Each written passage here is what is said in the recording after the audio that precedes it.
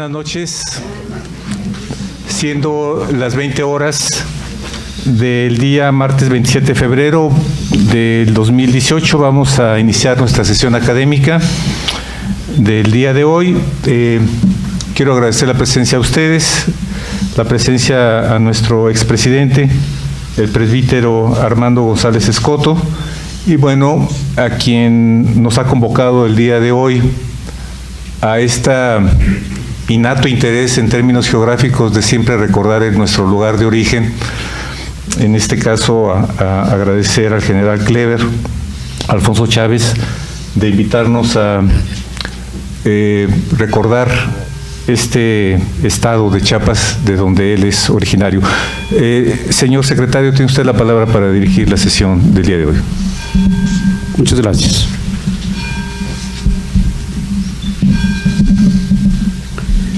Bien, buenas noches. La Benemérita Sociedad de Geografía y Estadística del Estado de Jalisco, Asociación Civil, en su sesión académica de hoy, martes 27 de febrero de 2018, se congratula con la presentación del libro El Chiapas de ayer y antier, de la autoría de nuestro consocio general Clever Alfonso Chávez Marín, el cual esa obra será presentada por nuestro expresidente, presbítero y licenciado Armando González Escoto.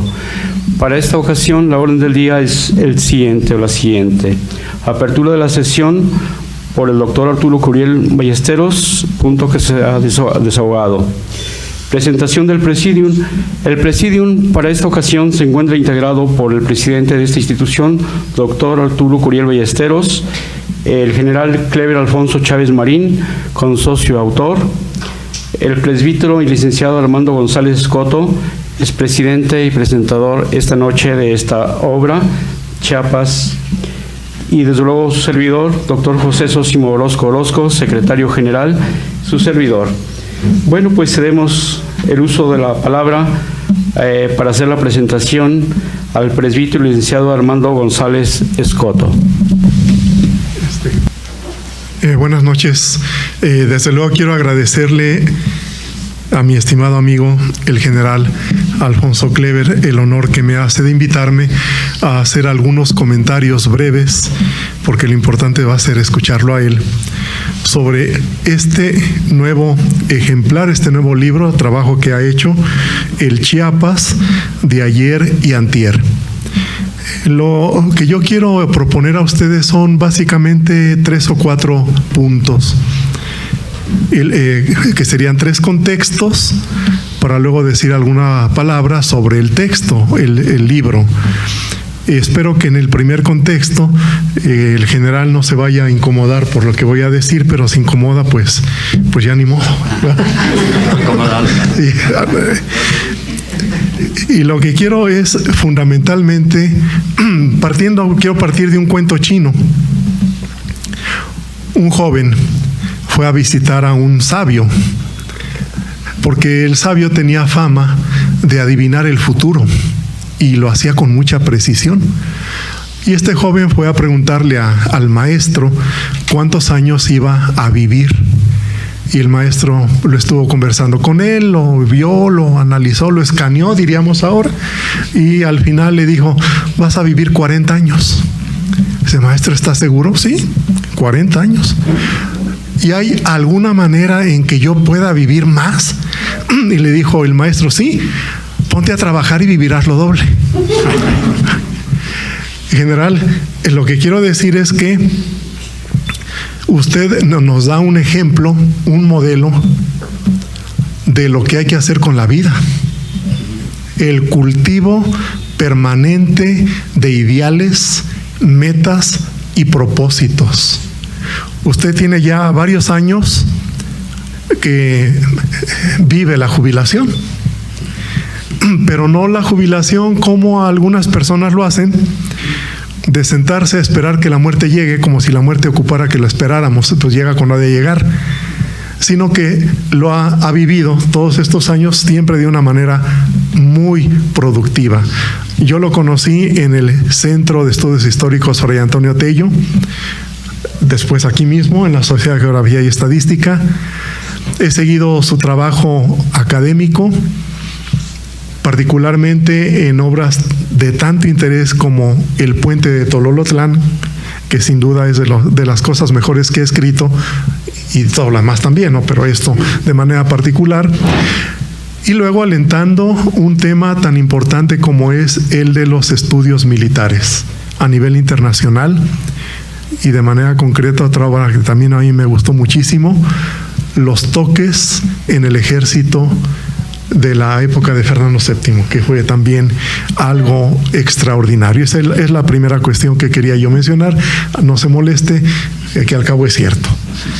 La segunda cuestión es el siguiente contexto es el interés por la historia particular.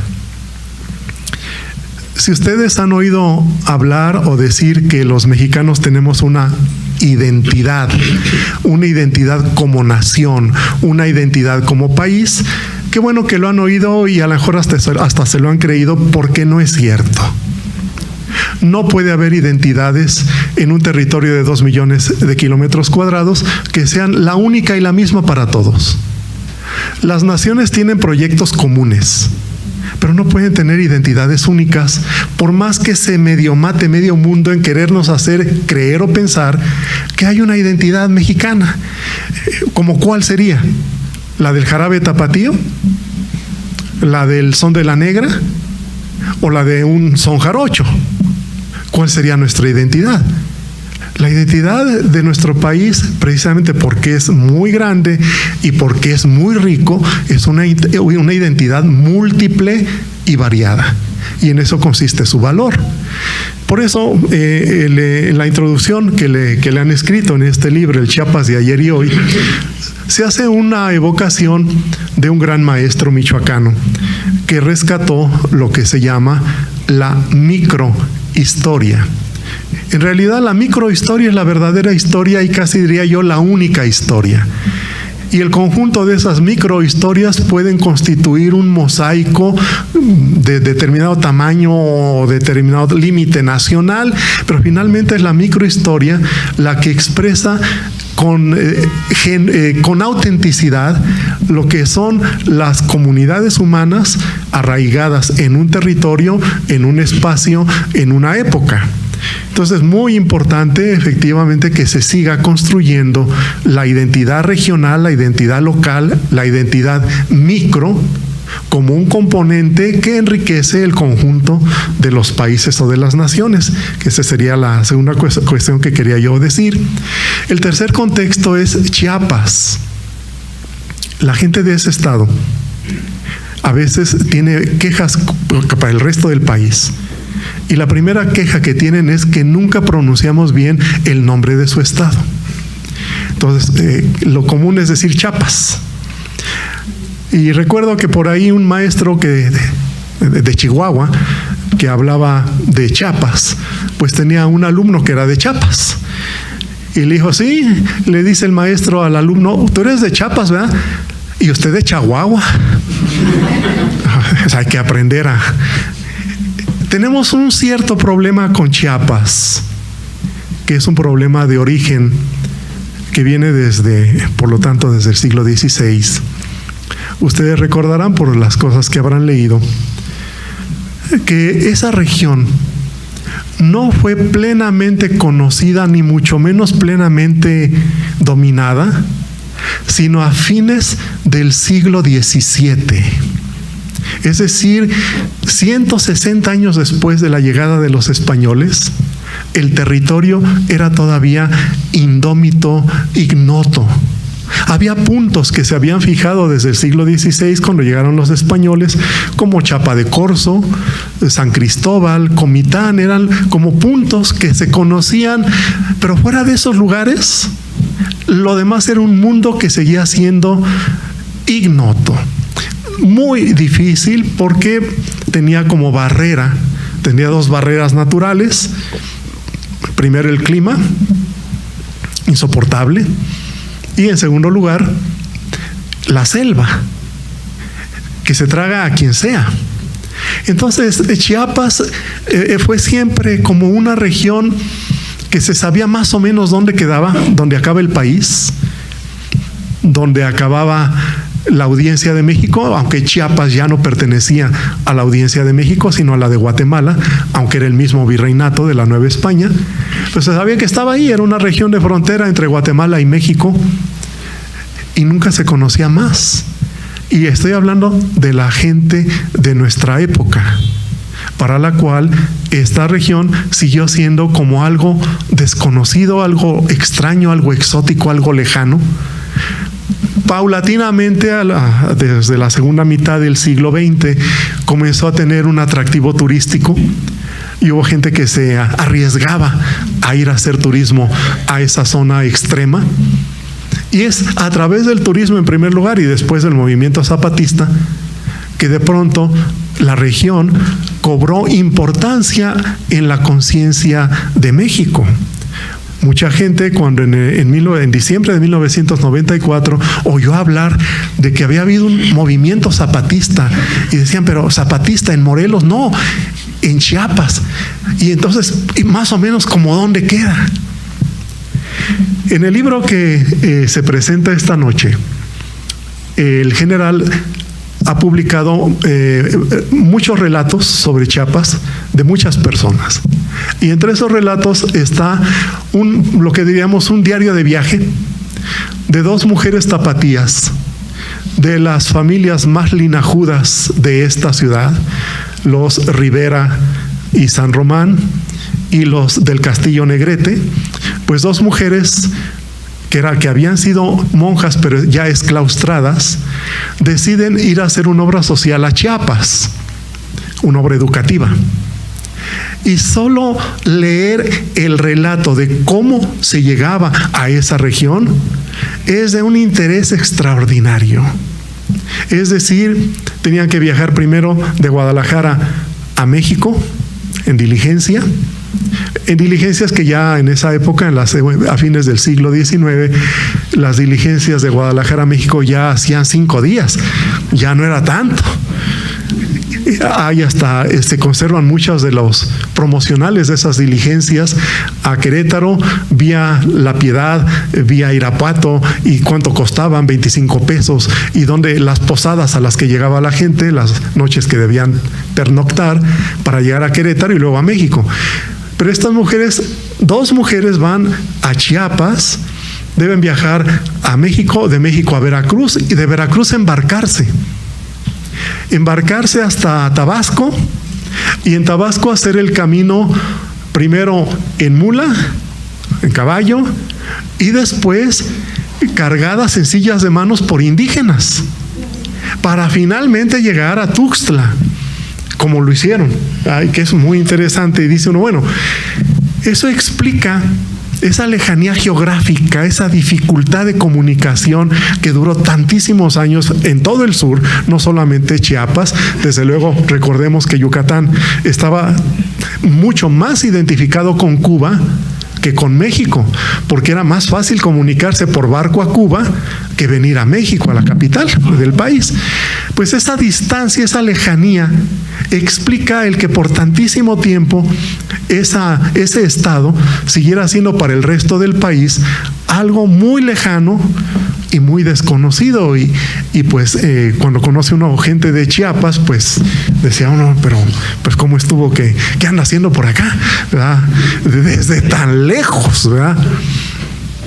Una lejanía, pues, que se explicó por las circunstancias de la época y que solo fue haciéndose paulatinamente presente conforme progresaron las comunicaciones. Y eso lo conecto ya directamente con el cuarto punto, como ya voy a acabar, que es el libro. ¿Qué es el Chiapas de ayer y antier? Bueno, no les voy a decir qué es, porque si no, entonces dirán que para qué lo adquieren. La idea es más bien que ustedes lo busquen y lo lean, pero algo sí me gustaría señalar. El libro se puede leer desde distintos enfoques. Y uno de esos enfoques es justo desde el tema de la comunicación. Porque muchos de los datos que trae el libro tienen que ver con el tema de las comunicaciones. Desde los viajes en carreta, que hay un relato ahí muy interesante de un viaje en carreta dentro del estado de Chiapas, de una población a la capital, hasta el viaje en avión. Cuando se nos narra aquí el momento en que llegó por primera vez un vuelo a ese lejanísimo estado.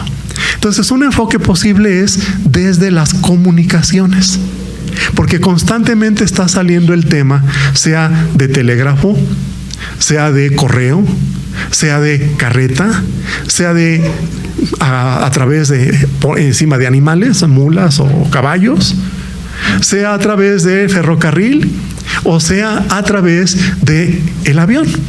Entonces, un enfoque importante es captar cómo el libro nos habla de la comunicación. Es como si el problema, no sé si psicológico, pero por lo menos sociológico de los chiapanecos haya sido permanentemente el tema de cómo comunicarnos con el resto del mundo, y por lo tanto una especie como de síndrome de aislamiento que pudo haber tenido la población hasta cierto punto, porque a mucha otra población le habrá tenido completamente sin cuidado la necesidad de comunicarse o no con el resto. Pienso en concreto en las muchas comunidades indígenas, la mayoría de origen maya, que hay en ese estado y que tal vez jamás han tenido la preocupación de comunicarse con el resto del país, porque finalmente el país son ellos son su país. Esta preocupación es más bien de las zonas mestizas de cultura y de raza, que obvio sienten la necesidad de enlazarse con el resto del país, del continente o del planeta. Desde esa necesidad y por lo tanto desde esa visión mestiza, el enfoque de la comunicación que aparece repetidamente en el libro. Ese es el enfoque. Pero ¿cuál es el contenido? El contenido es un conjunto de documentos testimoniales que nos ayudan a construir o a reconstruir nuestra imagen sobre el estado de Chiapas, y además nos ponen en contacto con algunas cuestiones que habitualmente en la historia nacional manejada nos planteamos, pero sin necesariamente resolver. Por ejemplo, ¿cuál fue el papel de Chiapas durante la Revolución? Antes de leer el libro yo habría podido responder de manera superficial, desde luego, pues que ni llegó, pero sí llegó. Y hay que entrar a los textos y a los testimonios para ver cómo es que llegó y qué efecto tuvo. El tema de la cuestión de la cristiada, ¿qué efecto tuvo en Chiapas? Pues igual podríamos pensar que no tuvo ningún efecto. Pero el libro nos abre muchos caminos para investigaciones ulteriores sobre temas que parecían en nuestra manera de pensar cotidiana, como temas ajenos, como que Chiapas no se había interesado tanto. Además, hay otra cuestión. Ahora que está de moda, pues ya ven que está de moda hablar de las injerencias extranjeras en la vida de nuestro país, y unos hablan mucho de la injerencia rusa y hablan poco de la injerencia permanente, que es la norteamericana. Pero a nadie se le ocurriría pensar en la injerencia guatemalteca. Oye, Guatemala ha tenido algo que ver con nosotros, se ha querido meter, ha querido ingerir.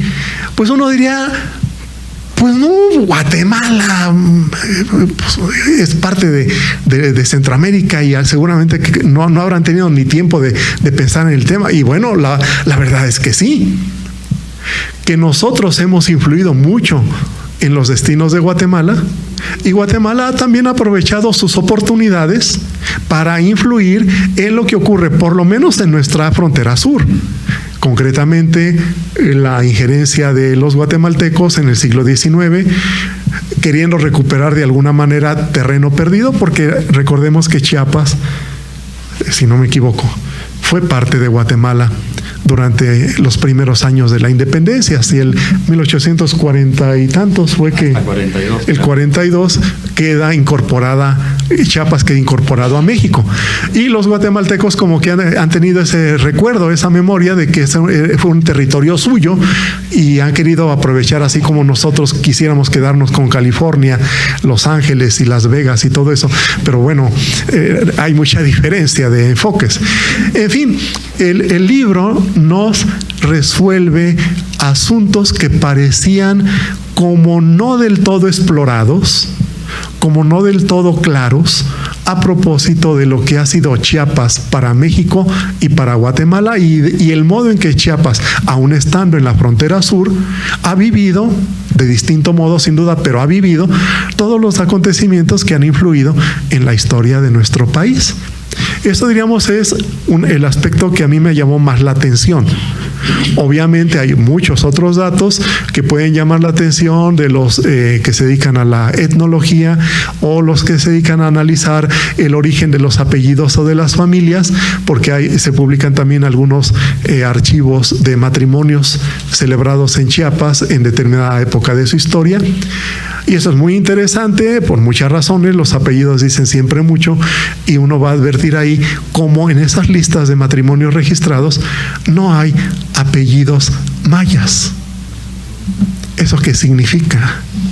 Significa que las personas que han alcanzado el registro formaban parte de otro grupo social dentro del Estado, el grupo mestizo o el grupo criollo, que obviamente tuvo también presencia, una presencia, diríamos, de introducción del capitalismo. Y son datos que van enseñando mucho, que sobre todo una de las grandes ventajas de esta colección de documentos no son las interrogantes que resuelve, sino sobre todo las interrogantes que abre. Que eso es realmente lo que da valor a cualquier publicación, porque las publicaciones para darnos todas las respuestas como que no son muy atrayentes. Bueno, a lo mejor para un sector de la población que quiere solo respuestas, a lo mejor sí. Pero cuando un texto o una publicación lo que abre son interrogantes, inquietudes, pues eso le da un interés muy particular. No quiero hablar de la cuestión de los espectáculos, los cines y toda la serie de elementos que se presentan, porque, como digo, podría yo anticipar el interés de ustedes. Solamente puedes decir que es una publicación de testimonios y de documentos muy interesante, con muchas posibilidades para nuevas exploraciones y, en general, pues para nuevas publicaciones. No vaya a dejar ahí nomás abiertas las cosas, ¿verdad? Tiene que seguir insistiendo sobre muchos temas que aquí deja abiertos, y que sería muy interesante que pudiera, con su investigación y con su pluma, darles una solución de continuidad. Pues muchas felicidades, general, y muchas gracias por invitarme. Muchas gracias.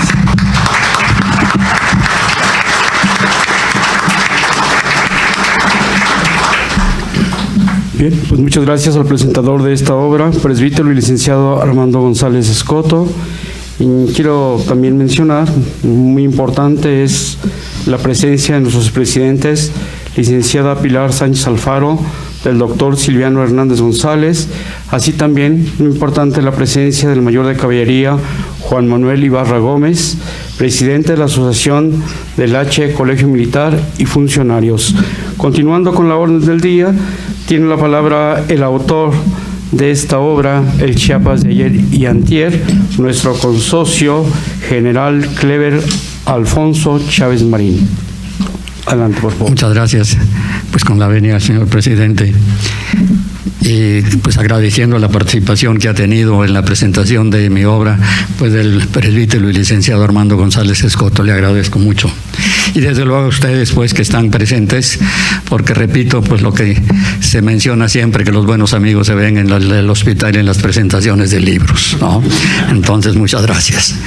Bien, pues sí, efectivamente, este libro, esta obra, la pensé desde hace muchos años. Empecé a integrarla con diferentes informaciones, pero como se me atravesaron otros proyectos, pues los fui dejando. Desgraciadamente, pues los personajes que yo menciono aquí, pues han ido desapareciendo porque somos una generación en vías de extinción. Entonces, antes que se extingan todos y que me extinga yo, bueno, pues vamos a hacer algo, pues para dejar, pues una huella de que hemos estado por este mundo. Bien, y desde luego, ¿por qué Chiapas de ayer y antier?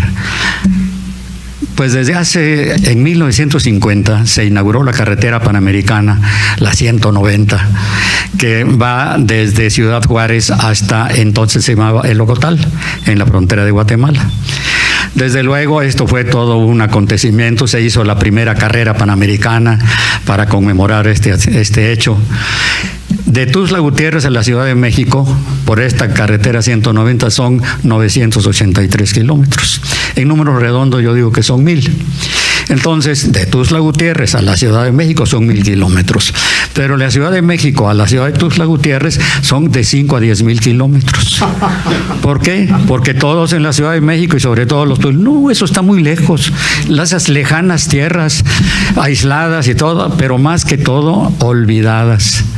Se les ha olvidado precisamente que así como México ha sufrido la amputación de territorios, sobre todo en el norte, pues los chiapanecos nos unimos a México, ¿no? Pero eso prácticamente son cosas que a los políticos no les interesan. Y como nuestra historia prácticamente está escrita por los historiadores de la Ciudad de México, pues está esto, pues como el monje loco, nadie sabe ni nadie supo. Bien, entonces digamos como ejemplo, Chiapas se integró a México y el primer acuerdo que tomó fue lo que ya mencionó el presentador, comunicar a Chiapas con el mundo. La capital era San Cristóbal Las Casas. Entonces, esta carretera que se planeó fue de San Cristóbal a Villahermosa, porque a Villahermosa, en aquel entonces San Juan Bautista, llegaban los barcos que comunicaban a Chiapas con el resto del mundo. Bueno, pues esa carretera tardó 150 años en realizarse, poco tiempo realmente, ¿no? Sí, casi nada, ¿no? Porque hay otros lugares que a pesar del tiempo que ha transcurrido, pues siguen incomunicados. Bien, luego, ¿cuál fue el progreso que tuvo Chiapas? Pues simple y sencillamente unas cuantas familias, sobre todo criollos que llegaron, extranjeros de otras naciones, pues además de España, y que esos hicieron progresar a San Cristóbal mediante la explotación de los indígenas.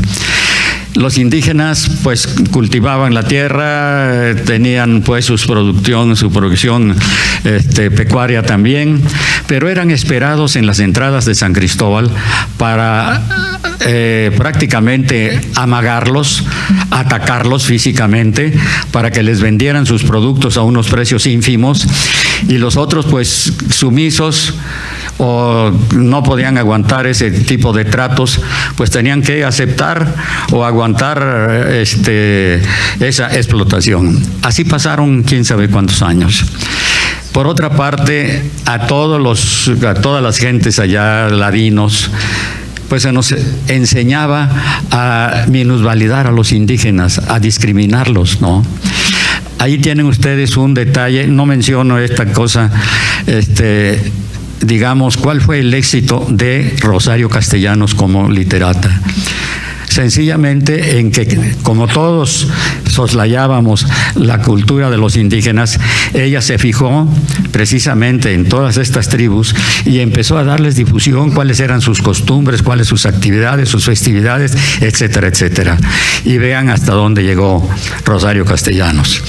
Desde luego, Chiapas como provincia aislada y desde luego con tantas bellezas naturales ha sido cuna de poetas. Allá por principios de los años 50 surgió una pléyade de chiapanecos integrada por una parte por la ya mencionada Rosario Castellanos, por otra parte por Heraclio Cepeda Lara, por Bañuelos, Juan Bañuelos, que pues aquí nada menos tiene una casa de poesía con que lleva su nombre. Heraclio Cepeda, pues no se diga, es perfectamente conocido. Y ellos formaron un grupo que se llamó La espiga amotinada, porque la literatura y la poesía estaba pues controlada, así como ahora dice López Obrador, la mafia en el poder, por una mafia que estaba integrada por Carlos Fuentes, por Octavio Paz y por otros poetas, pues que no dejaban entrar a toda esta gente joven, ¿no? Bien, pero estos muchachos o estas gentes son tan conocidas que pues repetir, pues llover sobre mojado. Pero han habido otras gentes que le han dado lustre pues a la poesía de Chiapas. Por otra parte, digamos aspectos militares, como ya mencionó el presbítero González Escoto, llegaron los carrancistas y desde luego cometieron una bola de atracos, crímenes. Aquel que sospechaban que no estaba de acuerdo con la revolución, pues nada más lo pasaban por las armas, nada más. Y desde luego, pues violar a las mujeres, quedarse con las casas de muchísimas gentes, quitarle sus pertenencias. Así que esto obligó a que los lugareños se organizaran y crearan una contrarrevolución. Unos le llaman contrarrevolución, otros venganza. Así como Obregón, cuando el 8 de julio entró aquí a Guadalajara y en Palacio Nacional dijo que Jalisco era el gallinero de la revolución, así el general que llegó a Chiapas desde el balcón de Palacio de Gobierno dijo que los chiapanecos eran una bola de cobardes, porque mientras en el norte estaban luchando por la revolución, los chiapanecos estaban viviendo muy tranquilos. Mentiras, porque ignoraba totalmente el porqué de esa situación. En Chiapas habían habido conflictos bélicos por la recuperación de la capitalidad. En fin, si estos revolucionarios conocerían lo que sucedía en el norte, pero de Chiapas no sabían absolutamente nada. De allí que surgiera este movimiento pues armado contra los carrancistas. Desde luego se ha publicado en Chiapas la versión de estos levantados, que como eran guerrilleros, pega y huye, escurridizos, algo típico de los mapaches. Ese fue el apodo que le pusieron a este movimiento, a la mapachada. Hace un poco más de 50 años, estando yo en el Hospital Militar de Guadalajara, llegó un general y me dice: oiga, médico, ¿que usted es de Chiapas? Sí, mi general, así es. Yo estuve en su estado en el año de 1917. Yo era el jefe de Estado Mayor de la columna que mandaba el general Alvarado para combatir a los mapaches. Y me empezaba a platicar. Le digo: oiga, mi general, me interesa mucho su plática, pero sería mucha molestia si me puede dar estos datos por escrito para que yo lo lea con calma y entonces sí a platicar sobre temas, momentos especiales. Sí, cómo no, con todo gusto. Cosa increíble, me lo escribió y me lo entregó. Esta fue una información que me dio, repito, hace más de 50 años. Hasta ahorita nunca se ha publicado nada de la versión por parte del ejército que combatió a este movimiento. Esta es la primera versión que hay. Por una parte, él como protagonista, pero todos los militares retirados, y antes de que nos retiremos, vamos integrando un expediente particular con los documentos que nos envía la superioridad. Y en este caso, pues basado por una parte en su experiencia personal y por otra en los documentos, pues tiene una alta veracidad y credibilidad la versión esta. Por otra parte, pues también lo que sucedió en Chiapas durante la revolución, durante los diferentes gobiernos, desde la época de Porfirio Díaz, la época de León de la Barra, de Madero, o sea, cada gobierno, todos los movimientos que hubo. Pero hubo una cosa muy importante. Cuando la revolución de la Huertista, Jalisco fue prácticamente de los lugares más fuertes, junto con Chiapas. Y desde luego lo que sucedió en Jalisco, pues los jaliscienses lo conocemos, ¿no? Pero, ¿qué sucedió en Chiapas? Bueno, pues en este libro estoy narrando precisamente todo lo que sucedió allí. Y son detalles pues interesantes porque pues aún los mismos investigadores de la misma Secretaría de Defensa Nacional y de otras instituciones pues no han publicado mayor cosa sobre este tema, ¿no? En fin, desde luego aquí no solamente trato estos asuntos militares, sino que hay algunos recuerdos míos, anécdotas.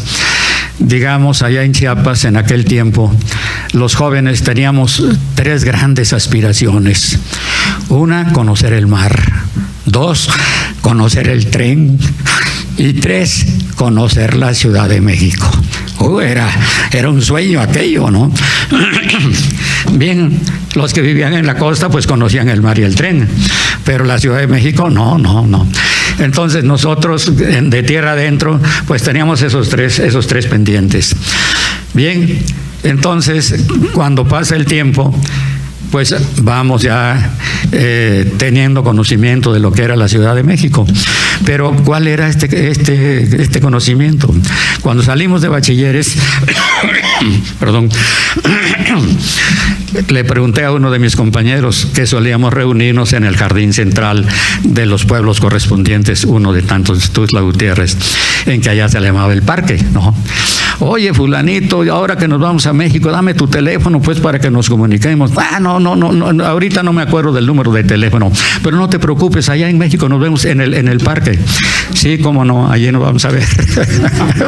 Así que cuando nos volvimos a ver, no sé, bueno, eso sucedió en el año de 1950 y hasta ahorita no he vuelto a ver a este gran amigo, ¿no? Bueno, detalles de esos, ¿no? Sí. Luego, otro detalle, ¿no?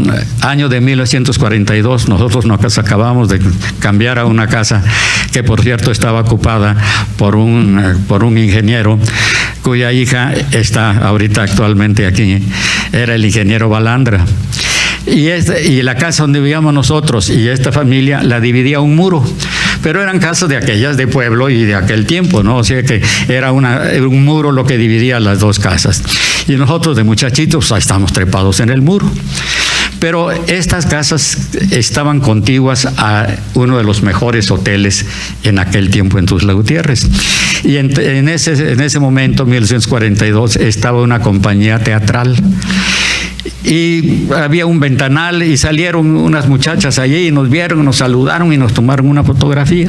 Bien, pues, al rato ya ellas por la calle nos entregaron la fotografía y nos la dedicaron. Y esta dedicatoria está escrita por una artista de apellido Payas. Y esa artista estuvo trabajando, pues primero en teatro, en radio, en televisión. Fue la esposa de Óscar Ortiz de Pinedo, padre. Y madre, obviamente, del doctor, no me acuerdo cómo se llama, ¿no? Pero Ortiz de Pinedo, ¿no? Bien, esta Lupita Payas, pues a nuestros queridos amiguitos fulano, sutano y mengano, y desde luego no publicó la fotografía, pero esa Lupita Payas fue asesinada junto con su hija en un viaje que hizo al mar Egeo. Estaban en Malta y llegaron unos guerrilleros allí árabes y las ametrallaron al grupo de turistas en donde estaba ella con su hija, ¿no? Otra cosa chistosa viene siendo, y si no chistosa, cuando menos un recuerdo, de que pues estaba como comandante del batallón allá en Tuxtla Gutiérrez el coronel que era padre de una de las artistas más famosas a fines de los 40 y principios de los 50, Lilia Michel. Era una pareja de Rafael Valedón y Lilia Michel que aparecía en las películas y que eran todos unos grandes atractivos. Bien, entonces llegaba esta pareja a visitar a su padre, Pedro Larios Espinosa. Y llegaban en un Mercury convertible, imagínense, último modelo, desde luego. Uno de joven pues soñaba con los autos convertibles y como sueño de opio, ¿no? Y aquellos pues era una realidad. Y luego, ¿quiénes estaban allí? ¿No?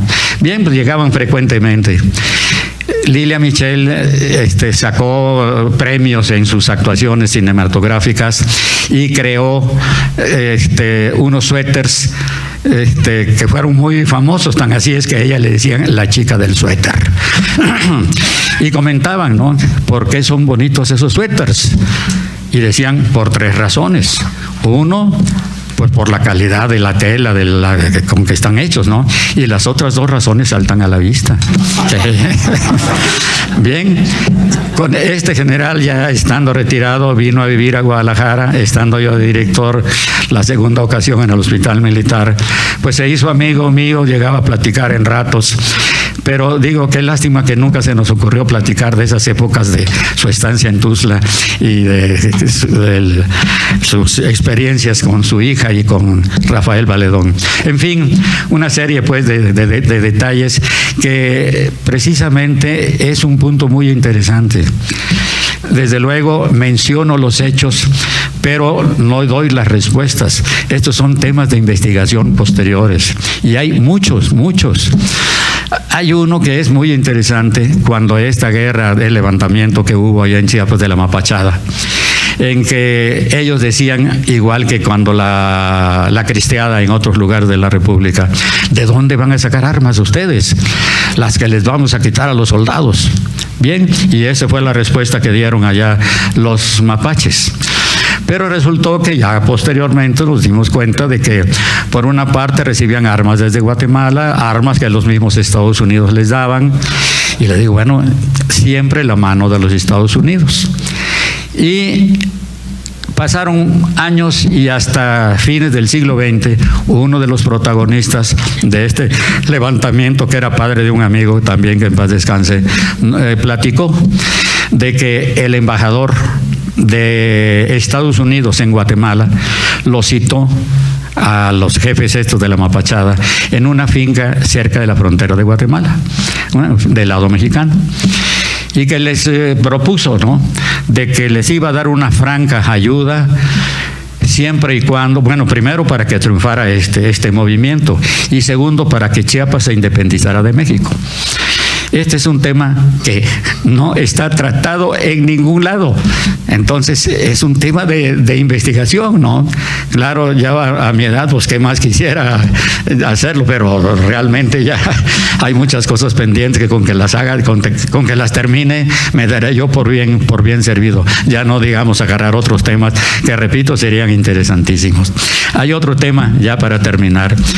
Resulta que en España conocí a un académico de la Universidad de Valladolid, de origen húngaro. Bien, somos muy amigos, y en alguna ocasión me dice, fíjate que mi papá tuvo que salir de Hungría pues al término de la Segunda Guerra Mundial porque estaban muriendo de hambre. Y de allí pues vino a América. En el Ecuador se casó y luego pues fue a dar a Puerto Rico. Allí nací yo. Y la cosa es que se fue a doctorarse a la Universidad Complutense en Madrid. Bien, pero su tesis la hizo sobre un personaje francés, un militar napoleónico, un coronel de apellido Nicolás Raúl, que fue a ofrecer sus servicios a Guatemala y el ejército de Guatemala lo aceptó. Y desde luego le dieron mando. Y ahí habla él y narra pues las acciones bélicas que tuvieron lugar en Chiapas por parte de los guatemaltecos, tratando de recuperar ese territorio. Fue la tesis doctoral de Adam Sazdi. Él envió un número de ejemplares a Guatemala cuando era presidente Castillo Armas y se las entregó a un librero. Al poco tiempo que este librero estaba vendiendo estos ejemplares, llegaron del ejército de Guatemala a decomisar ese material, a lo que se negó este individuo. Entonces, pues, accidentalmente o casualmente, como en una semana, se quemó la librería, hubo un incendio allí.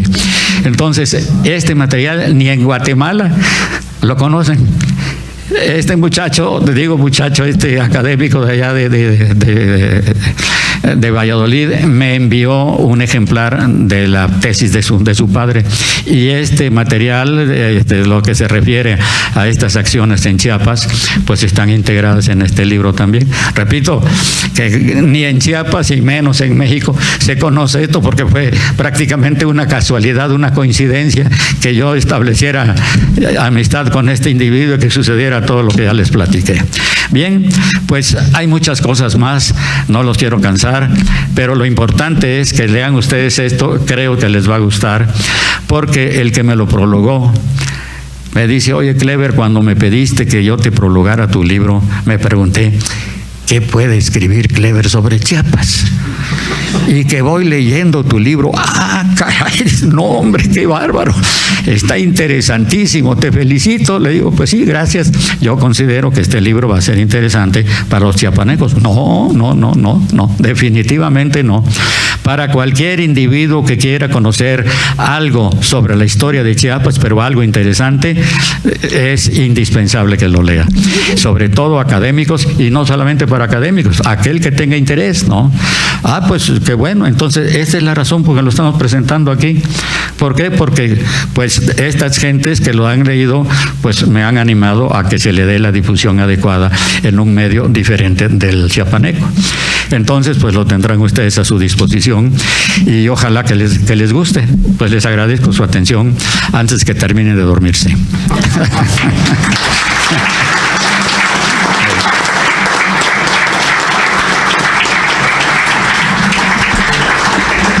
Bien, pues muchas gracias al autor, general Clever Alfonso Chávez Marín. Quiero pedirle su anuencia para un espacio breve de preguntas y respuestas, ya que seguramente nuestro público y asistentes tendrán algo que decir. ¿Sí está de acuerdo, general? Diga que sí. Sí, claro. Adelante, por favor, si alguien desea hacer alguna pregunta, comentario, aportación.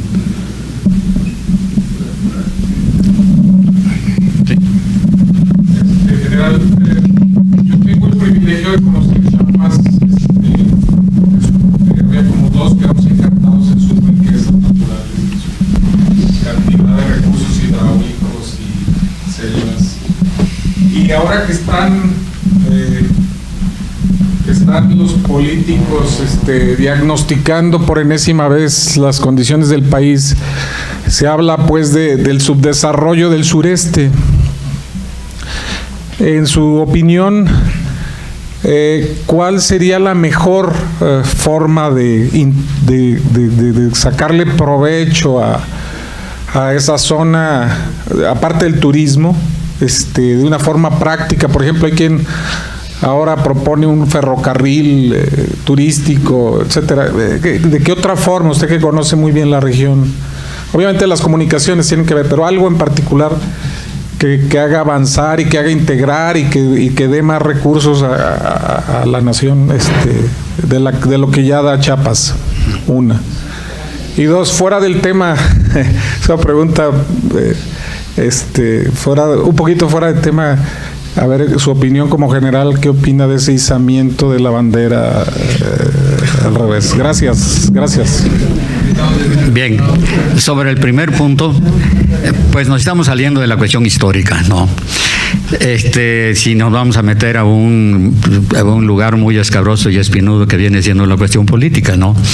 La situación en Chiapas es prácticamente la misma que existe en el sureste, en Oaxaca, Guerrero, los estados más atrasados, en que todo está manejado por intereses políticos. Y desde luego a los políticos no les interesa el progreso de la población, sino nada más sus beneficios económicos.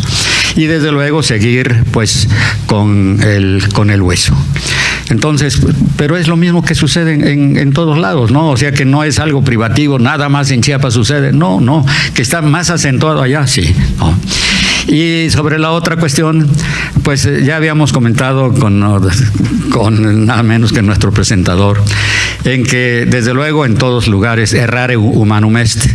Desde luego una institución como la del ejército, pues no se deberían suceder estas cosas, ¿no? Pero no son cuestiones de la institución, sino cuestiones personales.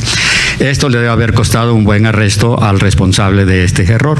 Entonces creo que no se le olvidará nunca por los detalles que sucedieron, en dónde, cuándo, en fin, y el arresto que debe estar cumpliendo todavía. No sé si con esto le contesté. Sí.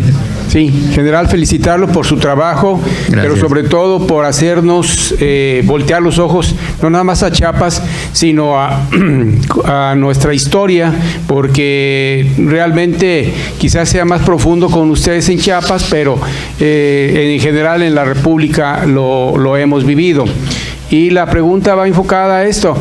Hablaba usted de una influencia o de una presencia guatemalteca y norteamericana, pero hubo presencia también alemana, principalmente pues en la cuestión de la Primera y Segunda Guerra Mundial hacia Chiapas, en Chiapas, que quisieran entrar, que quisieran incidir. Gracias. Bien, desde luego. En Chiapas hay una parte aquí del libro en la cual se mencionan todas las personas e instituciones importantes a fines del siglo XIX y principios del XX, entre 1898 y 1902.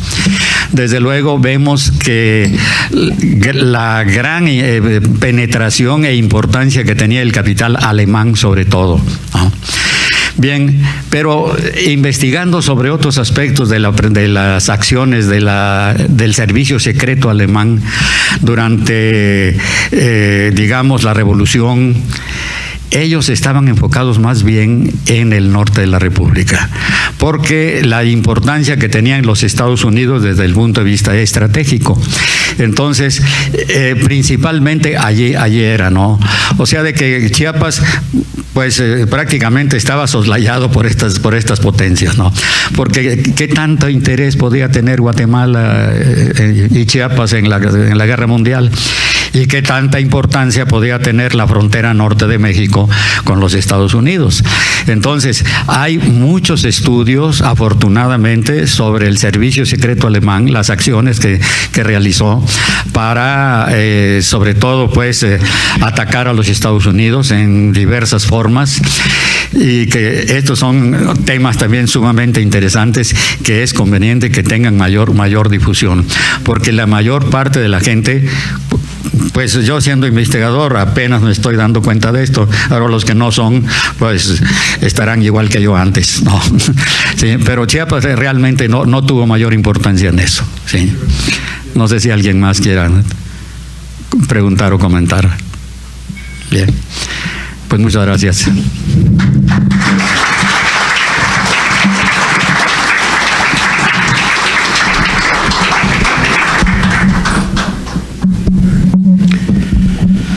Bien, como siguiente punto de la orden del día, tenemos entrega de los reconocimientos por el doctor Arturo Curiel Ballesteros, presidente de esta institución benemérita.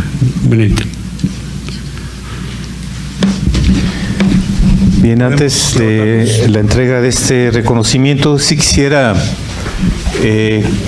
compartir con ustedes la emoción que me causa el haberse estado presente en esta sesión, porque es un indicador más de la grandeza que tiene nuestra institución, es decir, ser un espacio donde no solamente se comparte el conocimiento, sino es uno de los pocos espacios en los cuales el conocimiento une en diálogo fraternal a generales con presbíteros, y eso me parece que es parte de esta grandeza. A nombre de la Benemérita Sociedad de Geografía y Estadística del Estado de Jalisco, quisiera entregar el reconocimiento al presbítero y licenciado Armando González Escoto por esta presentación de este libro de nuestro consorcio, y al mismo tiempo con esto damos constancia de cumplir su compromiso de presentación de un trabajo anual a favor de la cultura dentro de nuestra Benemérita.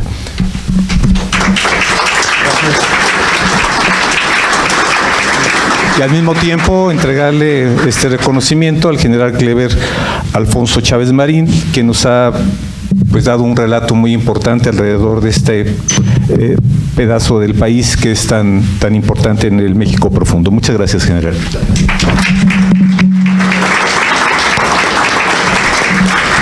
Adelante. Sí. ¿Podemos sentar, por favor?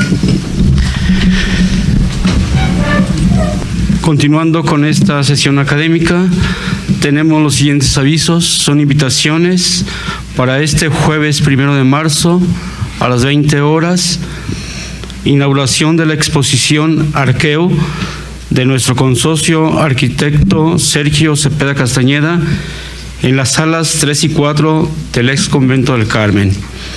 También tenemos otra invitación para el siguiente martes 6 de marzo, 20 horas, panel de periodista, una mirada a México, con motivo del Día Internacional de la Mujer, coordinada por nuestra consocia, licenciada Silvia Patricia Flores Osuna.